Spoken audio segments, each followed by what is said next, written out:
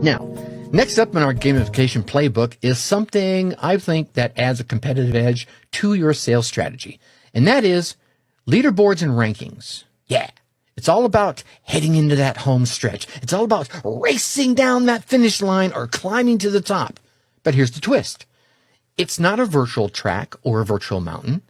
It's your customer engagement leaderboard. Imagine this. Every time your customer shares a post, makes a purchase, or engages with your brand in any way, they earn points. Now, these points aren't just numbers. They're tickets to the top of your leaderboard. Customers see their names slowly rising in the ranks, fueling their desire to engage more, to learn more, to buy more, to talk about you more. This is a thrilling race that everyone wants to be on top of. Yeah. And why does this work so well? Well, again, because it taps into that fundamental desire that we all have inside of us, that desire to be seen, that desire to be accepted, and that desire to be recognized, to be a part of something, and yes, of course, that desire to win.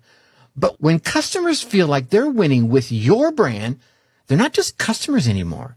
They're really more like loyal fans. And dare I say it, advocates? Yeah, raving fans, you might say.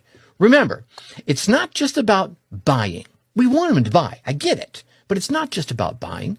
It's about climbing that leaderboard. Every accomplishment, every task, every share, every purchase gets them closer to the top. This strategy doesn't just drive sales. It builds a community around your brand, a community that's engaged and a community that's eager to participate more. And in the world of sales, an engaged community is gold. Yeah.